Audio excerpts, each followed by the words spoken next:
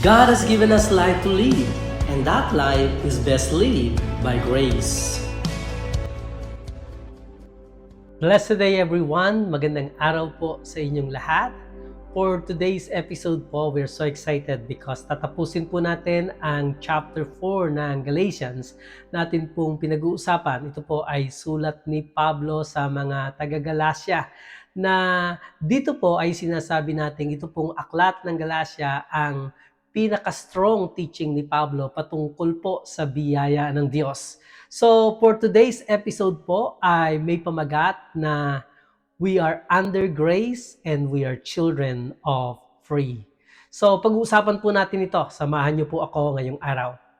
Nalaman po natin noong huling episode na kung papaano nakipag-usap po si Pablo sa mga taga-Galacia. Nakiusap po siya. Ang sabi po niya, nakikiusap ako sa inyo mga kapatid na tularan ninyo ako dahil kahit isa akong Hudyo, tinalikuran ko ang pagsunod sa kautusan ng mga Hudyo at naging katulad ninyong hindi Hudyo.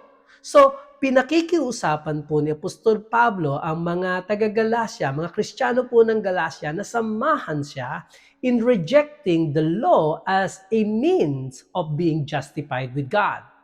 Sabi niya po in that sense, he was living like a Gentile. Namumuhay po siyang katulad ng hindi Hudyo. He was saying, tularan ninyo ako dahil wala akong tali ng kautusan.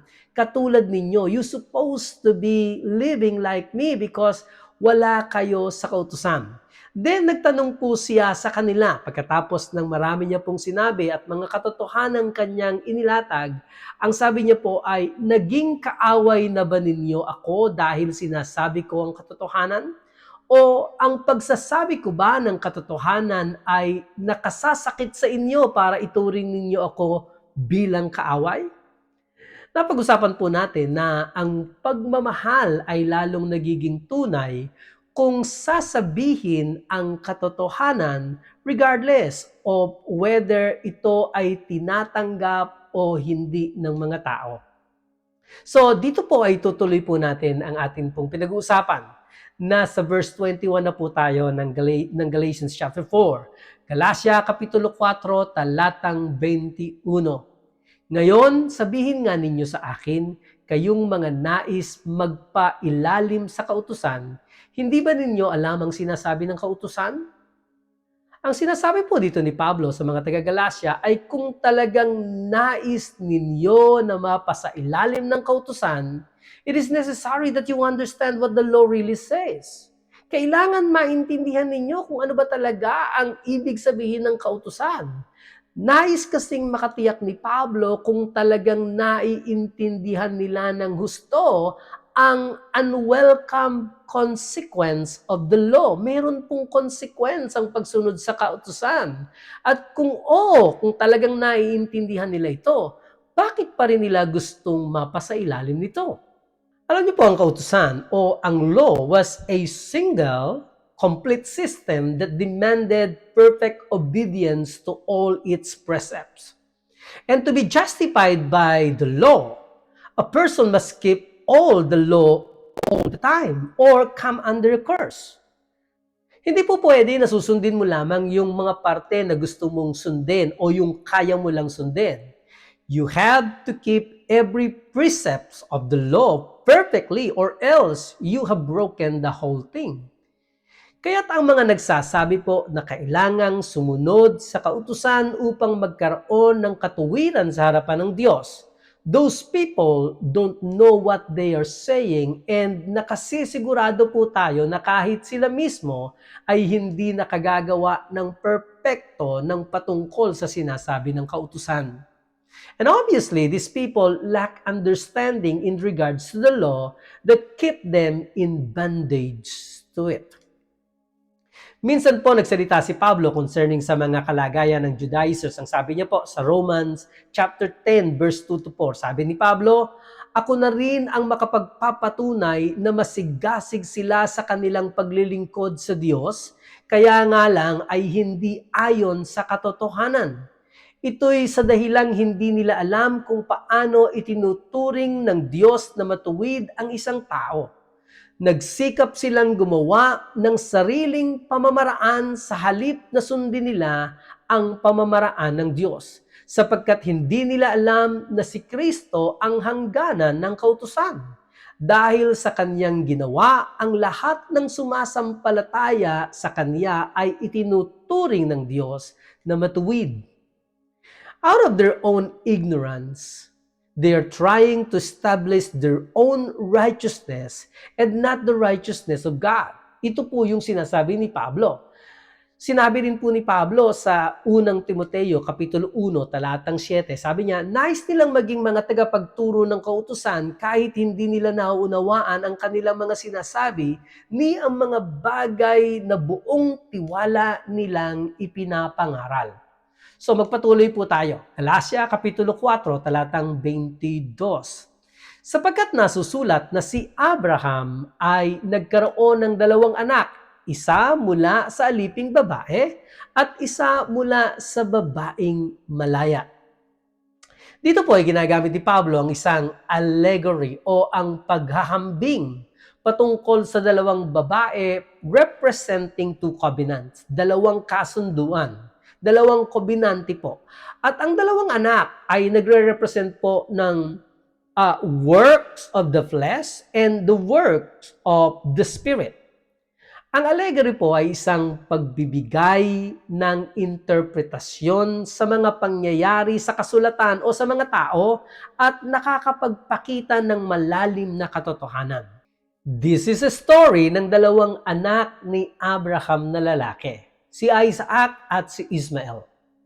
Si Ismael po was born of a slave woman kay Hagar. While si Isaac naman po ay naipanganak mula po kay Sarah, yun pong tinatawag nating free woman. The story in the scriptures tells us na baog po o barren po itong si Sarah, kaya she suggested na tabihan ni Abraham si Hagar na kanyang katulong. Maid servant niya po ito. And Sarah would then raise the child as her own. Common na pangyayari po ito sa kanilang kapanahunan. So si Abraham po, ginawa niya kung ano ang sinabi ni Sarah. And Hagar had a child named Ismael. However, God made it clear na hindi ito ang anak na ipinangako niya kay Abraham through whom he would fulfill his promise. Kaya po, after 14 years, 14 na taon pagkatapos na maipanganak si Ismael, si Abraham po at si Sarah ay nagkaanak supernaturally, in a supernatural way, whom they have named him Isaac. Ismael, the son of Hagar, persecuted Isaac, the son of Sarah, to the degree na ito pong si Sarah ay nakiusap kay Abraham na palayasin si Hagar at si Ismael. Alam niyo po, si Abraham did not want to do this, but God spoke to him and told him to do as Sarah had said. Dito po ay ini-interpret ni Paul ang significance, ang kahalagahan ng mga actions na nangyari po dito. Ismael was a product of a self-effort, katulad po ng pagtitiwala na sa pagsusumikap na magawa ang kautusan ay mapapawalang sala ang isang tao. And in contrast, si Isaac naman po was supernatural. Kasi po both Abraham and Sarah ay pareho ng lampas sa edad para magkaroon pa ng anak. So Isaac was a miracle, masasabi po natin ito. Gayon din naman, ang kaligtasan, salvation by grace is a miracle. Hindi po ito natin pinagtrabahuhan. This is not a self-effort. In the same way that Hagar and her son, who was a product of the flesh, were cast out, so those who seek to be justified by the law are rejected by God. Subalit, sa kanila na naniniwala sa mabuting balita at tumanggap ng kaligtasan bilang kaloob o walang bayad na kaloob o pangako ng Diyos, ay katulad po sila ni Isaac, who came supernaturally through the promise of God. And dito po ay ipinapakita ni Pablo na ang katotohanan of the gospel present sa lumang tipan. Pero hindi po ito nakita ng mga legalistic Jews sapagkat nabulag sila sa mga simpleng katotohanan ito. They had misinterpreted the purpose of the Old Testament law na nakapagtuturo po sila ngayon ng mali that conformity to the law was necessary for salvation. So ituloy po natin. Galatians chapter 4 verse 23. Subalit ang mula sa alipin ay ipinanganak ayon sa laman at ang mula sa babaeng malaya ay sa pamamagitan ng pangako. Ang anak ni Abraham na sa Ismael ay mula kay Hagar na kanilang alipin ay na-conceive at naipanganak po according to the natural process o yung tinatawag nating ayon sa laman. Ang anak na lalaki naman ni Abraham ay mula kay Sarah was a work of God's Spirit. Na-conceive ito noong si Abraham at si Sarah were incapable of having children. Isaac was a result of God's promise sa pamamagitan ng pangako ng Diyos given to Abraham. Ituloy po natin Galatians chapter 4 verse 24 to 25. Maaari nating tingnan ang dalawang babaeng ito bilang isang paghahalintulad. Kumakatawan sila sa dalawang kasunduan. Si Hagar ay kumakatawan sa kasunduan na ibinigay ng Diyos kay Moses sa bundok ng Sinai. Ipinanganak na mga alipin ang mga anak niya. Si Hagar ay kumakatawan sa bundok ng Sinai sa Arabia na kumakatawan din sa kasalukuyang Jerusalem sapagkat ang mga tao sa Jerusalem ay naging alipin ng kautusan. Ang dalawang panganganak ng dalawang babae na ito ay kumakatawan sa dalawang covenants o kasunduan. Yung po tinatawag nating covenant ng Diyos kay Abraham na covenant of grace o covenant of promise and the covenant from Mount Sinai which is the law. Paul is saying here na si Hagar was a slave and her children would also be slave unless yung ama po who was a free man cared to adopt them. Kasi nga po, anak sila ng slave, so ang magiging anak nila ay slave, maliban na ampunin sila ng amang malaya. Si Hagar represent Mount Sinai and the city of Jerusalem na noong panahon na ito ay naaalipin po ng Rome and slaves also to the law. Ang mga anak ni Hagar ay alipin at yamang sila ay slaves, they also correspond to the Jews' bondage of being under the law. Ituloy po natin sa verse 26. Ngunit ang asawang si Sarah ay hindi alipin at siya ay kumakatawan sa Jerusalem na nasa langit at siya ang ating ina dahil hindi tayo alipin ng kautusan. Sa previous verse ay inihambing po si Hagar sa kasalukuyang Jerusalem which is under slavery of the law. Ngayon po, dito sa verse 26, si Sarah naman ay inihahambing sa Jerusalem na nasa langit o yung tinatawag nating the heavenly Jerusalem, which is free. May kalayaan po. So sa verse 27, ganito po ang sabi, sapagkat sinasabi ng kasulatan, matuwa ka, baog na babae, ikaw na hindi pa nagkakaanak. Humiyaw ka sa kagalakan, ikaw na hindi pa nakakaranas ng sakit sa panganganak. Sapagkat kahit iniwan ka ng asawa mo, mas marami ang magiging anak mo kaysa sa babaeng kapiling ng kanyang asawa. Wow, praise God. Ito pong verse na ito is a quotation from the Old Testament sa book po ng Isaiah chapter 54 verse 1. Ang salitang baog na babae ay tumutukoy po kay Sarah. Sinasabihan siya ng Panginoon to break forth into singing and rejoicing because bago pa siya mabuntis, bago siya magkaroon ng anak. Ano po yung pangako ng Diyos kay Sarah na ibibigay niya at makapagdadala sa kanya ng galak? Na mas marami ang kanyang magiging anak. Ito pong baog na ito na si Sarah or the barren Sarah rejoiced at the promise of God through faith. She had infinitely more children than her slave Hagar. Dahil po lahat ng mga mananampalataya ngayon kay Kristo ay naging kasama sa binhi ni Abraham. We become seeds. You and I, believers of Christ, become seeds on Abraham. Kaya po tayo ay anak ni Sarah. Tayo po ay nasa grupo ng anak ni Sarah at hindi po tayo mga slaves, hindi po tayo under the law, tayo po ay under freedom, tayo po ay under grace. Pansinin po natin ang sulat ni Paul sa Romans chapter 4 verse 17. Ang sabi niya po, tulad ng nasusulat, ginawa kitang ama ng maraming bansa. Tinanggap niya ang pangako sa harap ng Diyos na kanyang sinampalatayanan. Ang Diyos na nagbibigay buhay sa mga patay at lumilikha ng mga bagay na dati ay wala. Dalawang bagay po ang ginagawa ng ating Diyos. Una, nagbibigay buhay sa mga patay. Ano man pong parte ng buhay ninyo ang tila baga namamatay, kapag inilapit niyo po sa Diyos at pinanampalatayanan niyo, ang Diyos na inyong pinaniniwalaan ay ang Diyos na nagbibigay ng buhay sa mga patay. I declare and I prophesy life to everything that is in you right now. Pangalawa po, lumilikha ng mga bagay na dati ay wala. Ganito po ang Diyos. Nakalilikha siya ng bagay na kahit na wala, kaya niyang lumikha. Hindi po siya lumilikha ng bagay out of something.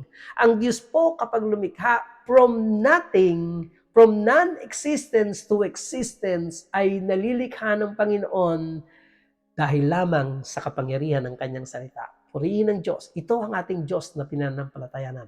Ituloy po natin, Galatia Kapitulo 4, talatang 28. Mga kapatid, mga anak kayo ng Diyos ayon sa pangako niya. Tulad ni Isaac na ipinanganak ayon sa pangako ng Diyos. Kung paano pong si Isaac was conceived supernaturally and not through natural means but through the fulfillment of promise. So, you and I, maging ang mga believers po ng Galatia, became God's children not through their own effort. Hindi po sa pamagitan ng ating sariling pagsisikap at lalong hindi po sa pagiging makasama po tayo sa lineage o sa lahi ng mga Hudyo, but exclusively as a fulfillment of what God has promised Abraham. Hindi po tayo naging Hudyo, hindi po tayo nakasama sa lahing ito, wala po tayong dugo ng Hudyo, but tayo po ay na-consider na anak ni Abraham at tayo po ay naging anak ng Diyos exclusively as a fulfillment of what God has promised Abraham. Purihin ng Diyos. Ituloy po natin, Galatia Kapitulo 4, talatang 29. Noong una, si Isaac ay ipinanganak ayon sa Espiritu ay inusig ni Ismael na ipinanganak ayon sa karaniwang panganganak. Gayon din ang nangyayari ngayon. Inuusig tayo ng mga taong nais magpailalim sa kautusan. Ang linaw po nito. In the same way that Ismael persecuted Isaac, the child of promise, so it is now, ganun pa rin po nangyayari ngayon. And I hope napapansin niyo po ito. Those who rely on the flesh, sa law, persecute those born of the Spirit, those who have been saved by grace. There have always been and will always be only two kinds of religion. Una, yun pong of faith, yung sa biyaya ng Diyos. And pangalawa po, yung those of works, yung pong by the law. And those of law will always continue to persecute those of grace. Bakit nga po kaya? May tatanong natin. Why those who are in bondage of the law persecute those who are free by grace? The answer is because of jealousy. Those under the law want those who are not to suffer in the same way that they do. And when these things happen po, our reaction as believers and our response is equally important. Let us bless them and let us pray for them. pagpalain po natin sila at ipanalangin po natin sila. Kagaya po ng sinasabi ni Pablo sa Roma Kapitulo 12, talatang 14. Sabi niya, idalangin ninyo sa Diyos at pagpalain ang mga taong umuusig sa inyo. Pagpalain ninyo sila sa halip na sumpain. Hindi po tayo gumaganti ng sumpa. Ang ating pong response is blessing at pinagpipray po natin sila. So magpatuloy po tayo. Huling 2 verses na po ito. Galatia Kapitulo 4, talatang 30 at 31.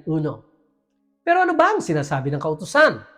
Palayasin mo ang babaeng alipin at ang anak niya dahil ang anak ng babaeng alipin ay hindi maaaring makibahagi sa mamanahin ng anak ng babaeng hindi alipin.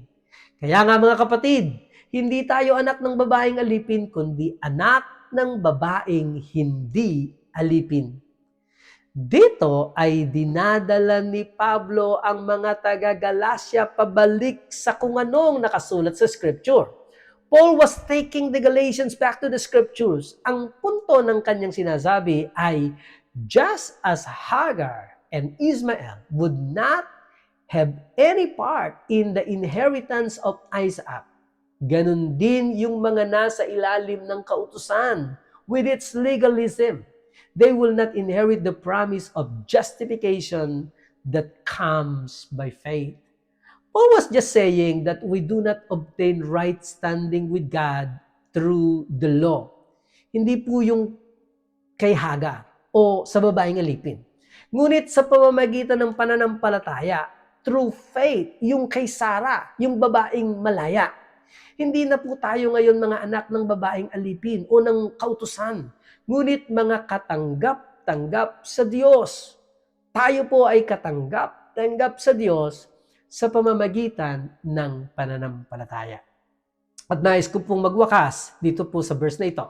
Romans chapter 6 verse 14. Ang sabi po doon, sapagkat ang kasalanan ay hindi na makapaghahari sa inyo. Bakit? Sapagkat wala kayo sa ilalim ng kautusan, kundi sa ilalim ng biyaya. Sinasabi lamang po ng verse na ito, that understanding our freedom from the Old Testament law is a prerequisite to breaking the dominion of sin sa ating pong mga buhay. Ang dahilan nito ay dahil pinalakas ng kautusan ang kasalanan sa pagdadala ng guilt sa atin pong mga sarili. Kaya po nakaranas tayo ng condemnation at takot na magagalit sa atin ng Diyos. However, once we accept ang ginawa ni Kristo para sa ating kasalanan, we no longer need to fear the wrath of God kasi inilagay ng lahat ito kay Jesus Christ. We also don't need the law to condemn us anymore. We have already come to Christ for salvation, which is what the law was designed to do. Dinala tayo sa sukdulan ng ating kakayanan at nakita natin na kailangan natin ng isang manliligtas, ang Panginoong Hesukristo. We are not condemned and we don't feel separated from God because of our sins. We are free to run to God for help instead of away from God in fear.